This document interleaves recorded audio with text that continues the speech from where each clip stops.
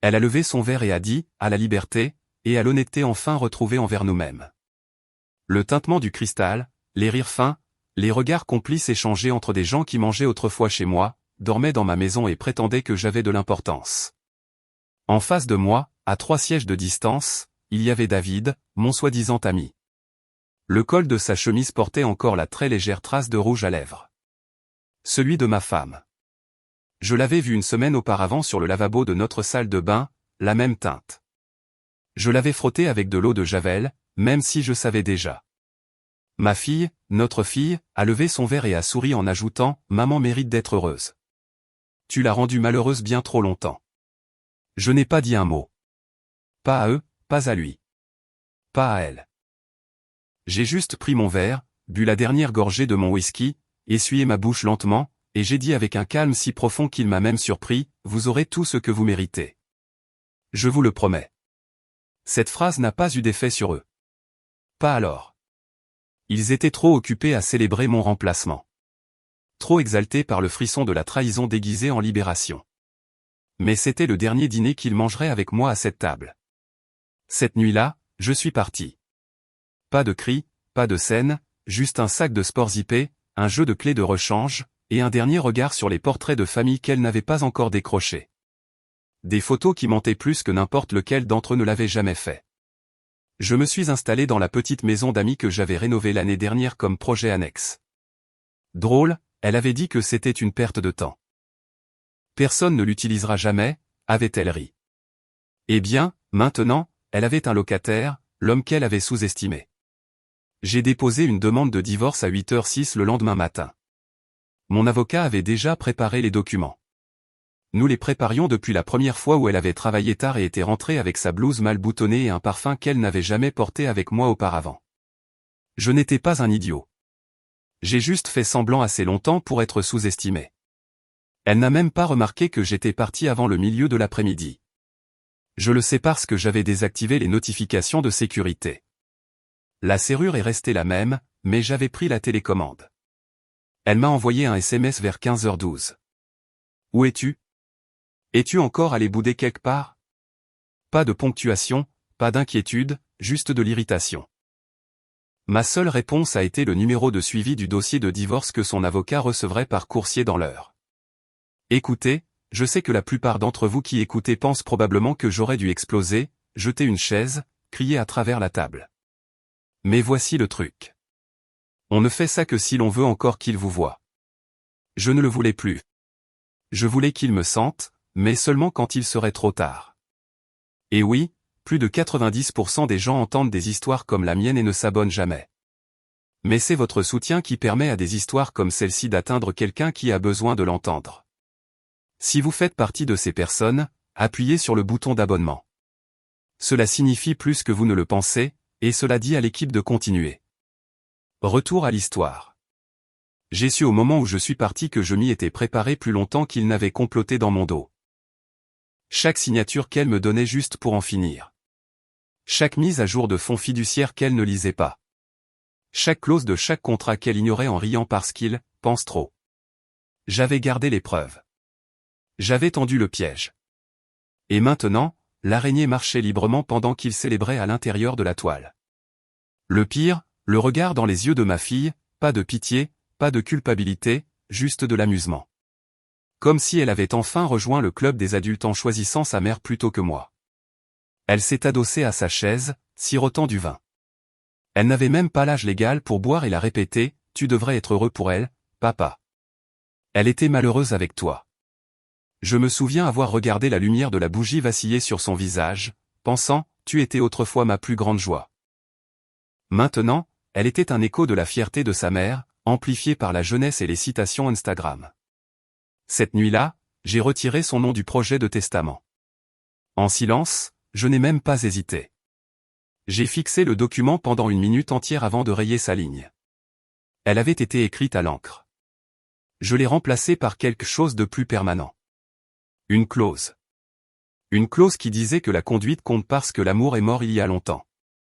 Mais le respect est exécutoire. Elle a dit à ses amis autour d'un verre de vin et d'une salade de roquettes que j'étais juste parti comme un chien sans laisse. Pas de résistance, pas de dernier mot, pas de supplications pathétiques. L'une d'elles a teinté son verre et a dit, « Eh bien, c'était facile. » Et elle a souri. Ce grand sourire ostentatoire comme si elle venait de gagner une bataille pour la garde qu'elle n'avait même pas méritée. « Il n'a pas pu supporter la vérité, » a-t-elle dit. « Il est juste parti. » Ce qu'elle ne savait pas, c'est que je ne suis pas parti. J'ai juste pris de l'avance. Le lendemain, son avocat a envoyé une lettre de mise en demeure. Pas une demande polie, pas une négociation, une liste d'éléments en gras. Notre cliente demande la propriété exclusive de la résidence principale. Ça a commencé. Puis sont venus les chiffres de la pension alimentaire, le partage des voitures, la pension alimentaire pour dommages émotionnels, et bien sûr, le contrôle des actifs à revenus passifs partagés, y compris les locations de plage, le duplex du centre-ville et mon portefeuille de pension, comme si elle partageait un plateau de buffet. C'était mignon. La lettre qu'ils ont reçue en retour n'était pas émotive. Pas de menaces, pas de sarcasme, juste une page, espacement simple sur du papier épais et crème. Pas de logo d'entreprise en haut, juste un nom, Léonard S. Albrook. Personne de son côté ne l'a reconnu. Pas de LinkedIn, pas de Facebook, pas de site web flashy avec une section « Rencontrer notre équipe » souriante. Juste une signature et un sceau en filigrane en bas. Léonard n'a pas de compte Twitter. Léonard ne tweetait pas Léonard exécute. Il est mon avocat depuis 17 ans. Plus important encore, il est l'exécuteur testamentaire de la succession que j'ai héritée de mon grand-père. Celle dont nous n'avons jamais parlé, celle à laquelle je n'ai jamais ajouté son nom.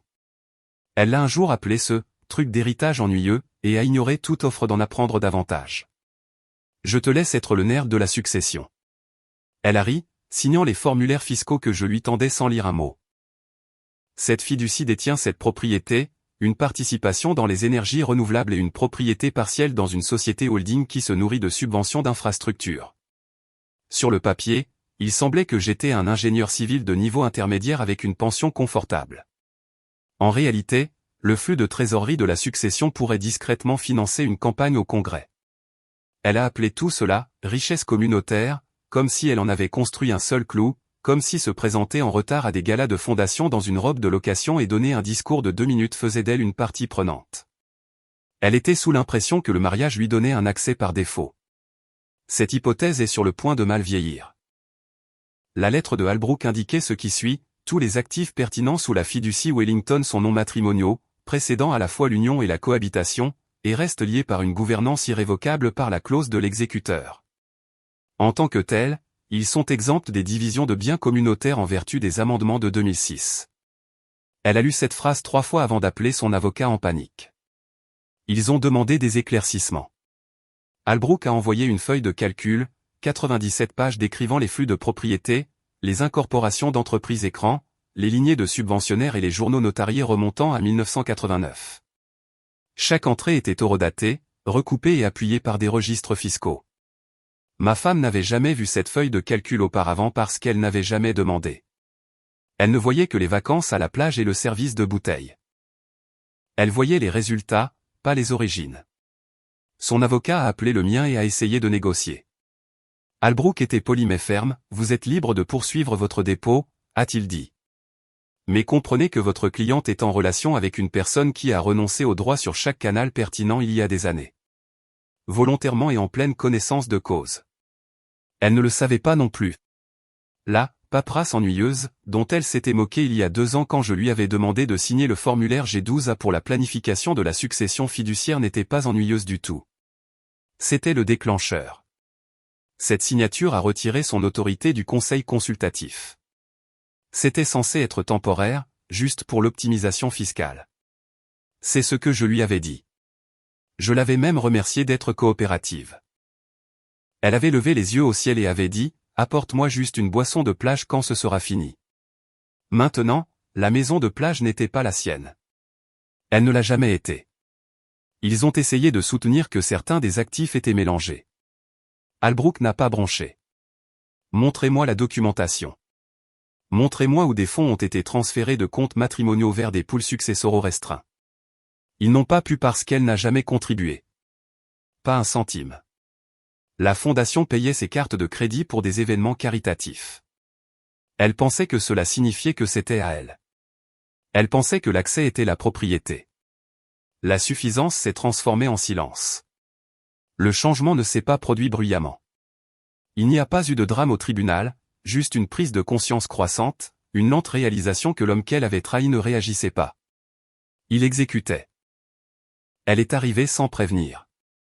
Pas de coup à la porte, juste le tintement de sa clé. Une qu'elle avait apparemment oublié de rendre. La porte a grincé et elle était là, avec des lunettes de soleil surdimensionnées et un trench coat, comme si elle me faisait une faveur en venant. Elle a à peine regardé la maison d'amis où je séjournais. Elle a juste reniflé l'air comme si elle s'attendait à ce qu'il sente le moisi et le regret. Sympa, a-t-elle dit avec ce même ton sarcastique qu'elle avait hérité de sa mère. Minimaliste, je suppose. J'ai posé mon café. Je ne lui en ai pas offert. Je n'ai pas demandé pourquoi elle était venue. J'ai juste attendu. Elle s'est assise en face de moi comme si c'était un entretien d'embauche qu'elle allait réussir avec une confiance absolue. Jambes croisées, bras repliés. Puis elle a expiré brusquement par le nez et a dit « Écoute, je ne suis pas venu ici pour me disputer. Je trouve juste ça triste que tu jettes tout à cause d'une erreur. » Je n'ai pas cligné des yeux, je l'ai juste regardé fixement, voyant ma fille répéter des mots qu'elle n'avait pas inventés elle-même. Elle a continué, « Tu devrais être reconnaissant qu'elle soit restée avec toi aussi longtemps. Papa, sérieusement, tu as toujours été, tu sais, renfermé, distant. Maman t'a donné tout ce qu'elle avait. » C'était ça. Ce ton étrange et détaché qu'elle utilisait quand elle essayait d'avoir l'air mature, comme si elle lisait un script écrit par quelqu'un qui m'avait aimé et avait oublié pourquoi. Elle m'a tout donné, ai-je répété. Elle a hoché la tête avec confiance, elle a construit ta vie avec toi. J'ai souri légèrement, non. Elle l'a regardé, l'a décoré occasionnellement. Mais la construire? Non. Elle a tellement roulé des yeux que son cou a craqué. D'accord, tu veux des félicitations? Super. Bravo. Tu as construit quelque chose. Mais ça ne veut pas dire que tu peux punir tout le monde juste parce que ton ego est blessé. Je ne lui ai pas répondu tout de suite. Je me suis juste penché en avant, j'ai croisé les mains et je l'ai regardé droit dans les yeux. J'ai changé mon testament la semaine dernière. Elle a ricané instantanément, bien sûr, papa. Je suis sérieux. Oui. D'accord. Tu en faisais partie, ai-je dit lentement. Plus maintenant. Cela lui a effacé le sourire du visage. Elle a cligné 2 fois des yeux et s'est agitée sur sa chaise. De quoi tu parles? Je veux dire, tu étais bénéficiaire. Plus maintenant. C'est de ça que je parle. Le silence qui a suivi était épais. Pas explosif, pas en colère, juste froid. Le genre de silence où la réalisation s'infiltre comme de l'eau sous une porte verrouillée. Elle s'est penchée en arrière, tu plaisantes. Non, tu ferais vraiment ça pour ça. Je n'ai pas bronché, tu m'as dit que je devrais être reconnaissant que ta mère m'ait trompé. Tu as porté un toast à leur liaison comme si c'était une annonce de mariage. Et maintenant tu veux discuter? C'était votre discussion. Elle s'est levée, tu ne le penses pas, tu devrais supposer que oui. Maman dit que tu essaies juste de me faire peur. Dis à ta mère que la révision de la fiducie a déjà été déposée. Dis-lui que la seule personne autorisée à l'annuler est Albrook. Elle s'est arrêtée à mi-chemin, ce vieux type bizarre. Exécuteur testamentaire de la succession Wellington. Tu sais, celui que j'ai mentionné pendant ce dîner ennuyeux il y a 2 Noëls. Celui que tu as ignoré en faisant défiler ton téléphone. Tu me coupes complètement? Clause de conduite, ai-je dit. Regarde là. Je l'ai écrite moi-même. Albrook l'a déposée. Elle est propre, étanche et irrévocable, à moins que je ne signe un appel, ce que je ne ferai pas. Son visage a changé alors, non pas de colère, mais de confusion, comme si quelqu'un lui avait dit que la gravité était optionnelle et qu'elle avait sauté trop fort. Je suis toujours ta fille, a-t-elle chuchoté comme si cela devait avoir du poids. Tu le hais, ai-je dit. Mais tu as choisi un camp. Je respecte ça. Sincèrement, je ne te dois juste pas de récompense pour ça. Elle n'a pas claqué la porte en partant. Cela aurait exigé de la conviction. Elle l'a fermée comme si elle espérait que je la rappellerais. Je ne l'ai pas fait parce que ce n'était pas un avertissement. C'était un verdict. La première fois qu'ils ont essayé de geler l'un des comptes, il a été rejeté avec une seule phrase estampillée en rouge, actif non matrimonial, sous la seule surveillance du fiduciaire. Ce fut la première fissure dans leur sourire. Son avocat principal, un costard cravate nommé Kesley, qui portait des cravates de pouvoir et parlait comme un homme qui auditionnait pour un drame criminel, a balayé ça d'un revers de main comme un problème administratif. Ça arrive, lui a-t-il dit.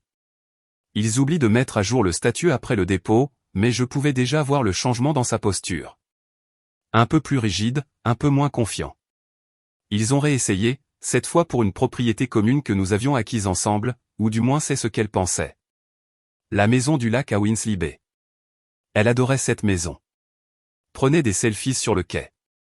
Y organisait son club de lecture pendant que j'étais en ville. Prétendait que c'était notre refuge, mais l'acte de propriété ne portait pas nos noms.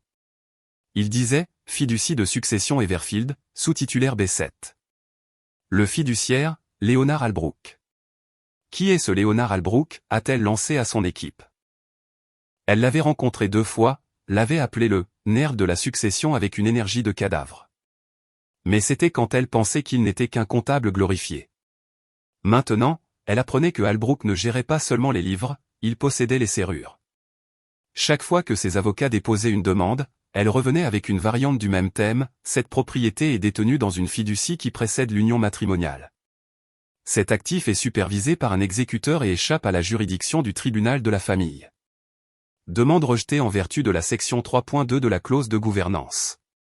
Kesley a commencé à transpirer. Ils ont envoyé des parajuristes chercher des commélanges, fouillant les relevés bancaires, espérant prouver que des fonds matrimoniaux avaient été utilisés pour entretenir ou améliorer les propriétés. Mais ils n'ont rien trouvé.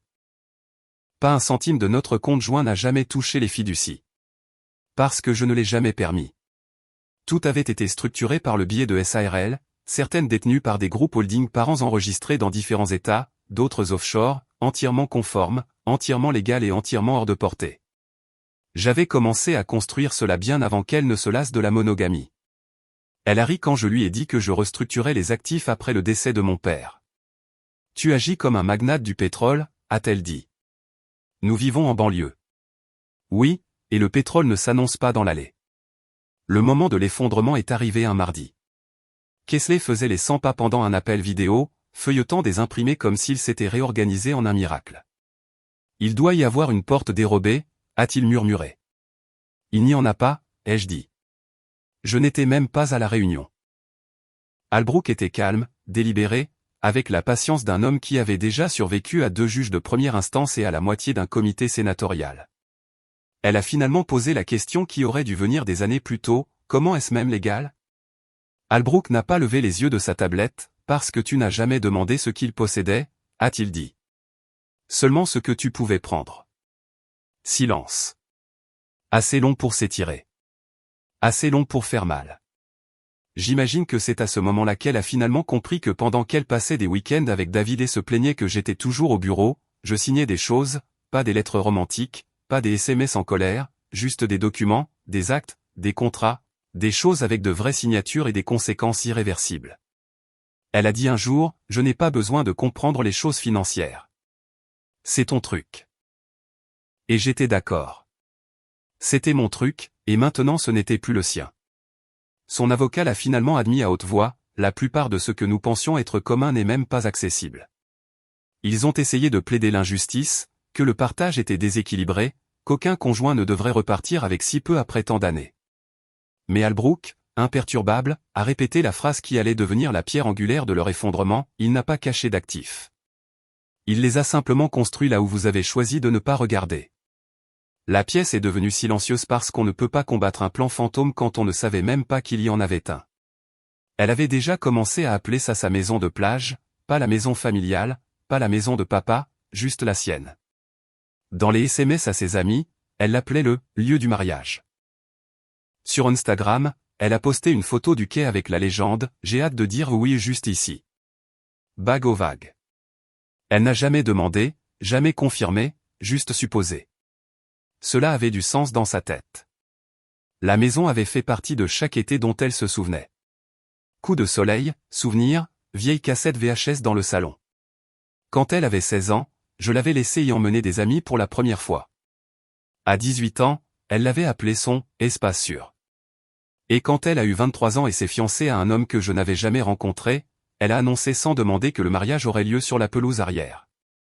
Je n'ai pas répondu à ce SMS. Elle a pris ça pour une permission. 3 semaines plus tard, elle et son fiancé se sont rendus sur place le week-end pour planifier une visite. Ils avaient emballé du champagne, un drone pour les prises de vue aériennes et une playlist de reprises acoustiques pour l'aperçu de la cérémonie. Mais quand ils sont arrivés dans l'allée, quelque chose n'allait pas. D'abord, le portail ne s'ouvrait pas. Ni le clavier, ni la télécommande qu'elle avait gardée. Le code avait été changé. Elle a essayé 5 combinaisons différentes. Rien. Puis ils ont remarqué que la boîte aux lettres avait disparu, complètement retirée, poteau et tout. À sa place se trouvait une dalle de béton avec une plaque métallique noire. Fondation Croissant, propriété privée, non ouverte au public. La violation de propriété entraînera une action civile. Son fiancé a ri. Il a cru que c'était une sorte de farce. Elle non. Elle m'a appelé 6 fois de suite. J'ai vu chaque appel clignoter à l'écran. Je les ai regardés l'un après l'autre sans lever le petit doigt. Elle a laissé un message vocal à la 5e tentative. « Papa, ce n'est pas drôle. Tu dois me rappeler. Nous sommes enfermés hors de ma maison. » C'était encore là. Ma maison. Je n'ai pas répondu. Pas par téléphone, en tout cas. 1 heure plus tard, elle a reçu un email. Pas de ma part, mais de Albrook. Transmis avec un bref message en haut, message selon les instructions de votre père. En dessous, une seule phrase, le manque de respect a un coût. Considérez ce paiement dû. Pas d'émotion, pas de leçon, juste une monnaie réglée. Elle a pleuré sur le bord de la route pendant 30 minutes. Son fiancé a fait les 100 pas sur le gravier, essayant de trouver comment arranger la situation sans admettre qu'elle n'avait jamais réellement sécurisé le lieu. Quand ils sont rentrés en ville, elle n'a rien posté. Pas de photos, pas de légende, juste le silence. Ce qu'elle ne savait pas, c'est que la Fondation Croissant était quelque chose que j'avais discrètement créé 2 ans auparavant. Initialement conçue comme un bras philanthropique pour les bourses et la préservation côtière, elle servait également un deuxième objectif, le transfert de propriété légale pour certaines propriétés que je ne voulais pas voir mêlées à des litiges familiaux. Une fois le divorce déposé, Albrook a activé la clause 8.44c, qui autorisait la réaffectation immédiate de la propriété à la fondation si le membre de la famille répertoriée elle était jugé en violation de la disposition de respect et de conduite directement liée à des déclarations ou actions publiques susceptibles de nuire aux actifs de la succession. Elle l'avait déclenché elle-même en vidéo, ni plus ni moins, quand elle avait ri en disant qu'elle le viderait de tout une fois que maman aurait la maison. Une amie l'avait enregistré. Le clip est arrivé dans un chat de groupe. Quelqu'un l'avait transféré. Je n'ai pas demandé qui. Cela n'avait pas d'importance. Cette seule phrase suffisait. Albrook a déposé les documents le lendemain matin. Serrure changée, service public restructuré, numéro d'identification fiscale transféré, propriété révoquée. Elle a appelé sa mère en panique. Sa mère m'a appelé en hurlant. Je n'ai pas répondu non plus parce que ce qu'ils n'ont jamais compris, c'est ceci, l'héritage n'est pas seulement de l'argent, c'est de la mémoire. Ce sont les histoires transmises par les lignes de propriété et les lignées sanguines. Et au moment où ils ont traité les deux comme des ordures, ils sont devenus inéligibles pour hériter de l'un ou de l'autre. Ce n'était pas une vengeance. C'était une correction. Il a fait irruption dans son bureau sans frapper, quelque chose que Kessler n'avait jamais fait. Ni pendant les appels stratégiques, ni pendant les réunions de préparation du divorce, pas même quand sa mère avait eu un problème de santé en pleine déposition. Mais ce matin-là, il a ouvert la porte vitrée en pleine conférence et a failli renverser le plateau de café de l'assistante. Son visage était pâle, ses yeux écarquillés, la mâchoire serrée comme s'il avait mordu dans un fil sous tension. Elle était en pleine phrase, présentant les prochaines étapes à son équipe de litige, talons aiguilles posés sur le bord de son bureau, latte à la main, un calme fin flottant comme une publicité de parfum. Quand il a fait irruption, elle a levé les yeux, visiblement agacée. Kessler, nous sommes en plein milieu. Il l'a interrompu avec 4 mots qui ont brisé le silence de la pièce, savez-vous qui a réécrit son testament? Elle a cligné des yeux, stupéfaite. De quoi parlez-vous? Il n'a pas attendu qu'elle se lève, il a juste tendu la main dans sa mallette et a jeté un épais dossier relié sur son bureau. Il a atterri avec un bruit sourd qui a fait sursauter la femme assise à côté d'elle. Ça, a-t-il dit en pointant du doigt, c'est ce qu'il a déposé la semaine dernière auprès de Albrook et du comté. Elle l'a ramassé lentement, feuilletant les pages couleur crème comme si c'était une langue étrangère. Mais la page de couverture disait tout, dernière volonté et testament de Grant W. Elliott, déposé et attesté, Rêve 3, daté du 18 avril, effectif immédiatement après le dépôt. Son nom n'y figurait pas. Ni celui de sa fille, ni celui de ses frères et sœurs, ni celui de sa mère âgée qui dépendait de Grant pour couvrir ses frais médicaux.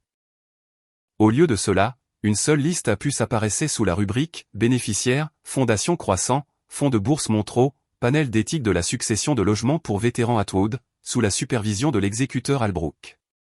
Sous « Droit de l'exécuteur » se trouvait une clause qu'elle n'avait jamais vue auparavant. Elle accordait à Albrook le pouvoir discrétionnaire exclusif de libérer ou de refuser des fonds des canaux successoraux résiduels en fonction du mérite, du besoin et de la conduite observée, conformément à l'éthique successorale déclarée du défunt. Elle a claqué le document. Cela ne peut pas être légal. Kessler a laissé échapper un petit rire sans humour, vous avez signé la structure fondatrice il y a 3 ans lors de la consolidation fiscale. Vous vous souvenez de ça? Son esprit s'est emmêlé. Elle se souvenait d'avoir signé quelque chose à l'époque, une paperasse ennuyeuse de réaffectation de fiducie. Elle était pressée, en retard pour un rendez-vous chez le coiffeur. Elle avait plaisanté en disant que c'était juste des trucs de nerfs, et l'avait repoussé quand il avait essayé d'expliquer les termes. Vous avez dit, et je cite, tout ce qui éloigne le fisc, Grant. Dites-moi juste où signer. Kessler a tourné à la page de signature, l'a sortie de la pochette et l'a brandie comme un trophée. Sa calligraphie nette et soignée, attestée, notariée. Elle s'est levée lentement. Vous me dites qu'il peut décider si je reçois quelque chose? Je vous dis, a dit Kessler, qu'à moins que Albrook n'autorise personnellement un décaissement, vous n'avez aucun droit légal sur cet actif. Et si je conteste? Il lui a jeté un long regard compatissant. Vous voulez contester une structure que vous avez signée? Vous voulez vous tenir devant le tribunal et soutenir que vous n'avez pas lu le document que vous avez volontairement exécuté avec des avantages pendant le mariage. Elle a ouvert la bouche. Il l'a interrompu, vous ne perdrez pas seulement. Vous enterrez votre crédibilité devant chaque juge qui verra l'affaire. Elle s'est effondrée dans sa chaise. La pièce était silencieuse, l'appel toujours actif. Son personnel observait les retombées comme des spectateurs d'un effondrement de bâtiment. Comment est-ce arrivé, a-t-elle chuchoté. Kessler n'a pas répondu tout de suite. Il a juste secoué la tête et s'est assis en face d'elle. Il jouait aux échecs. Vous dansiez à votre soirée d'adultère. Cela ne s'est pas produit la semaine dernière. Cela a commencé le jour où il est parti. Elle a essayé de se ressaisir. D'accord, eh bien, la fondation alors. Je suis au conseil d'administration, n'est-ce pas? Il n'a rien dit. Il a juste fait glisser la dernière page sur la table, la liste du conseil d'administration. Son nom n'y figurait pas non plus. Au bas de la page se trouvait un post-it manuscrit, indubitablement de la cursive de Albrook, l'héritage n'est pas automatique. Il se gagne. Signé, comme toujours, exécuteur. Elle a essayé de rassembler ses pensées. Elle a essayé de se souvenir si elle avait déjà lu quoi que ce soit de ce qu'elle avait signé. Si elle avait déjà écouté une seule fois les réunions qu'elle avait qualifiées de « perte de samedi ». Elle avait manqué 2 des examens trimestriels, envoyé son assistant au dernier, et maintenant la victoire juridique qu'elle pensait inévitable s'était transformée en un piège magnifiquement tendu, un piège qu'elle avait aidé à construire, brique par signature. La pièce est restée silencieuse parce qu'il n'y avait plus rien à dire. Elle a appelé Albrook directement. Pas d'assistant, pas de rendez-vous, juste un appel brut et impulsif au milieu de la nuit. Elle n'a même pas attendu qu'il décroche correctement. Au moment où il a répondu avec son calme habituel, Léonard Albrook, elle a explosé, comment osez-vous me couper de l'héritage de mon propre mari? Qui diable pensez-vous être? Il a attendu qu'elle ait fini. Il le faisait toujours.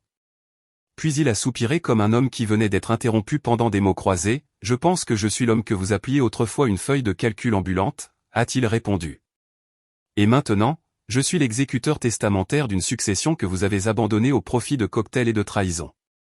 Alors, gardons les mises en scène brèves. Vous pensez que c'est éthique, a-t-elle sifflé. Non, a-t-il dit platement. Je pense que c'est propre. Elle a ri amèrement, oh, alors c'est votre vengeance.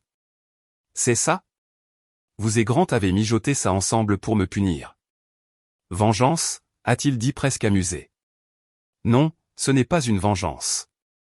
C'est de l'hygiène successorale. Elle s'est tue. Il a continué, vous avez mal compris la nature de la richesse.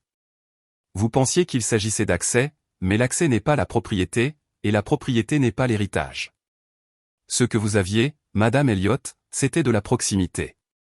Ce que vous avez perdu, c'est la permanence. Elle a essayé de changer de sujet, ma fille est également coupée. Pourquoi? Pour avoir défendu sa mère. Albrook n'a même pas fait semblant de discuter, votre fille a fait des remarques publiques sur la destruction de la succession après le divorce. Elle a utilisé l'expression le vider de tout ou 2 fois. Cela seul déclenche la clause 9.2. Elle ne le pensait pas, elle le pensait assez pour le dire, l'enregistrer et le partager. Donc, à moins que vous ne souhaitiez déclencher une clause de réaffectation complète, je vous suggère de l'informer que tout défi juridique ou diffamation publique entraînera un déshéritage complet sans possibilité d'appel. Elle a claqué la main sur le bureau, vous pensez que vous me faites peur? Non, a dit Albrook calmement. Je pense que vous commencez à réaliser que vous n'avez jamais réellement eu les cartes en main. Vous étiez juste assez bruyante pour couvrir ceux qui les avaient. L'appel s'est terminé, mais ce n'était pas le pire. Le pire est venu quand sa fille, furieuse, humiliée, désespérée, a essayé de rallier la famille élargie. Elle a contacté ses cousins, ses tantes et même la filleule de Grant, exigeant qu'ils la rejoignent pour contester le testament. Elle a appelé cela un vol d'héritage, mais le silence qu'il a accueilli a été assourdissant. Un cousin a répondu par une seule phrase, « Je marche prudemment ». Le conseil d'administration sait tout. Un autre n'a pas répondu du tout, mais a transmis son message au bureau de Albrook. En une journée, le nom de sa fille a été discrètement déplacé de la considération probatoire à « aucune admissibilité future ». Elle ne savait pas que certains de ses cousins avaient soutenu Grant discrètement pendant le pire, que l'un d'eux l'avait un jour entendu se moquer de son « ennuyeux hobby de succession » lors d'une collecte de fonds, que d'autres avaient simplement regardé et se souvenaient de qui s'était présenté lorsque le mariage s'est effondré et qui avait dansé sur sa tombe. Ils étaient nommés. Elles non. Non pas parce qu'ils étaient meilleurs, mais parce qu'ils n'ont pas transformé la trahison en arme en l'appelant « émancipation ». Ce week-end-là, elle a tenté une dernière manœuvre. Un message de groupe dans le chat familial intitulé « Il nous divise exprès ». Ces mots étaient frénétiques, émotifs, un cri de ralliement qu'elle pensait susciterait l'unité. Seules 2 personnes ont répondu. L'une a quitté le groupe immédiatement après. L'autre a envoyé un emoji pouce levé et n'a jamais donné suite. Le reste, rien. Parce que la loyauté ne crie pas. Elle n'a pas besoin d'être bruyante. Elle agit simplement discrètement, délibérément et, si nécessaire, de manière permanente. Cette nuit-là, sa fille lui a demandé « Pourquoi ne nous soutiennent-ils pas ?» Et pour la première fois depuis le début, elle n'a pas eu de réponse. Ils essaient toujours quelque chose quand les murs se referment. Et pour elle, la dernière carte n'était pas subtile. C'était nucléaire. Le titre a fait le tour des tabloïds tôt le mardi matin, juste à temps pour les pauses café et la colère des navetteurs. L'épouse trahie prend la parole, il m'a abandonné émotionnellement, puis m'a bloqué financièrement. Il était illustré d'une photo d'elle soigneusement choisie d'il y a 3 ans, souriante dans une robe d'été, le filtre doux au maximum. L'article la dépeignait comme une victime de manipulation, une femme qui avait donné sa vie à un homme froid et contrôlant qui avait utilisé l'argent comme une arme quand l'amour s'était tari. Le mot « coercitif » est apparu 5 fois. Elle pensait l'avoir bien écrit, juste assez vague pour sembler déchirant, juste assez spécifique pour attirer la sympathie du public. Elle a même inclus une citation de leur fille qui disait « Il a changé quand l'argent est devenu sérieux, mais l'argent ne m'a pas changé. » Elle a fait. À midi, l'histoire avait plus de 80 000 vues. Des partages sur Twitter. Des commentaires de sympathie. Des articles de fond de compte vérifiés sur la violence financière et la souffrance silencieuse dans les mariages aisés. Pendant une brève période, elle a de nouveau eu les projecteurs, mais cette fois, elle ne célébrait pas la liberté. Elle réécrivait l'histoire. Et puis le plancher s'est dérobé parce que ce qu'elle a oublié? Non, ce qu'elle n'a jamais compris, c'est que je n'étais pas réactif. J'étais archiviste. À 16h22, le bureau de Albrook avait diffusé un dossier archivé à une liste restreinte de médias. Ils n'ont pas crié. Ils n'ont pas riposté avec des drames. Ils ont simplement affiché un avis, en réponse aux récentes allégations diffamatoires, la documentation des registres de conformité du Wellington Trust a été publiée. Transparence totale disponible sur demande. L.S. Albrook, exécuteur. Et avec cela sont venues les preuves, des emails datant de 16 mois entre elle et David. Des titres comme « Nous devons respecter des délais serrés » et « Il pense toujours que je suis au travail ». Des messages vocaux où elle riait et disait à une amie « Si je joue bien mes cartes, j'aurai la maison de plage et la pension ». Une lettre qu'elle a écrite, jamais envoyée à David, datée pendant notre semaine d'anniversaire où elle décrivait ce que nous ferions une fois que tout cela serait passé. Et peut-être le plus accablant de tous, un enregistrement audio de 48 minutes d'un dîner qu'elle a eu avec sa sœur, plaisantant sur le fait que des hommes comme Grant ne remarquent pas qu'ils ont perdu tant que la banque ne leur dit pas. C'en était assez. Le tabloïd a retiré l'article en quelques heures. La rétractation était petite, enfouie au bas du site sous les corrections. Pas d'excuses, juste une ligne, les affirmations de notre histoire précédente étaient invérifiables et contredites par des preuves substantielles. Mais cela ne s'est pas arrêté là. Le lendemain matin, elle a reçu une enveloppe certifiée remise en main propre à son appartement par un homme en costume qui n'a même pas enlevé ses lunettes de soleil. À l'intérieur, une injonction formelle de cesser et de s'abstenir, en ce qui concerne les allégations diffamatoires, violation de la clause 7.6, litige d'affectation basé sur la conduite, de la Fondation Croissant en tant que fiduciaire légale de la succession Wellington. Ce n'était pas seulement une menace. C'était un déclencheur selon les termes qu'elle avait signés autrefois quand elle appelait ça de la paperasse ringarde. Toute action diffamatoire qui mettait en danger la réputation de la fondation ou de l'exécuteur pouvait entraîner des sanctions financières directes et la suspension de tout accès indirect aux bénéficiaires. Traduction, même si quelqu'un pensait à lui donner quelque chose plus tard, il ne pouvait légalement plus le faire. Elle a essayé de contester l'ordre. La réponse de Albrook a été une seule phrase, « Nous accueillons votre contestation. Veuillez noter que notre dossier de découverte dépasse déjà les 300 pages. » Puis est venue la facture. Dommage, 3 chiffres, 3 chiffres. 0 centime dû dans les 60 jours ou soumis à une escalade civile. Elle n'a rien posté après ça. Ses réseaux sociaux sont devenus silencieux. La fille qui m'avait un jour qualifié de rigide a posté un selfie 2 jours plus tard avec la légende, parfois, le silence est une survie. Ses followers ont supposé qu'il s'agissait d'amour. Ce n'était pas le cas. Il s'agissait du moment où l'on réalise que chaque pas en avant ne vous sort pas. Il vous enfonce plus profondément dans ce que vous avez construit. Pensant qu'elle était invincible, elle n'a pas joué sa dernière carte. Elle l'a brûlée. La salle d'audience était froide. Pas physiquement, juste atmosphériquement froide, comme si quelqu'un avait drainé tout l'oxygène et l'avait remplacé par l'inévitabilité. Même les lumières fluorescentes semblaient plus faibles. Ce n'était pas un procès.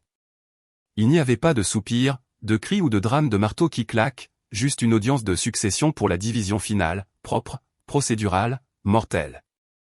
Elle est arrivée dans un costume blanc taillé au millimètre près, comme si l'élégance pouvait encore lui faire gagner quelque chose. Son avocat Kessler avait l'air fatigué. Ce regard hanté du regret de l'école de droit d'un homme qui avait lu les petits caractères trop tard et ne pouvait pas effacer la trappe de son esprit. Grant n'a pas dit un mot, n'a pas hoché la tête, ne l'a même pas salué quand il est entré. Il s'est assis à côté de Albrook, qui avait l'air de pouvoir survivre au bâtiment, calme, parfaitement immobile, une main posée sur le dossier qui les avait suivis de réunion en réunion, l'autre sur un stylo plume fermé. La juge était une femme âgée aux yeux perçants et sans patience pour les théâtralités.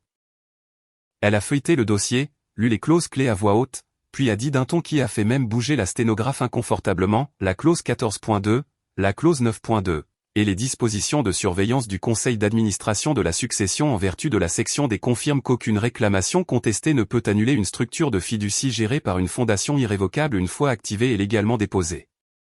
Elle a levé les yeux, la réclamation de votre cliente est notée. Elle est également rejetée. Kessler a ouvert la bouche pour protester mais s'est arrêté. Il s'est tourné vers elle, s'est penché et lui a chuchoté quelque chose que seule elle pouvait entendre.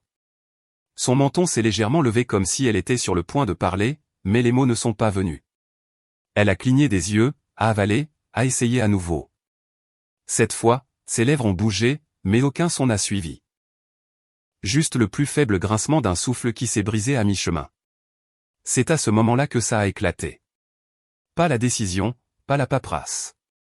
Elle tous ces mois de posture, les articles, l'histoire qu'elle avait divulguée, la pression discrète qu'elle avait essayé d'exercer par d'anciens amis, tout s'est effondré là, dans ce silence. Parce que ce n'était pas un homme qui la niait. C'était le système, la structure qu'elle avait aidé à ratifier. Les documents même qu'elle avait plaisanté en signant juste pour le faire taire. La juge a tourné une page, la documentation de la fondation est exhaustive, horodatée, notariée et étayée par des audits indépendants. La division des actifs est maintenue. Le reste ne relève pas de la compétence de ce tribunal. Traduction, c'est définitif.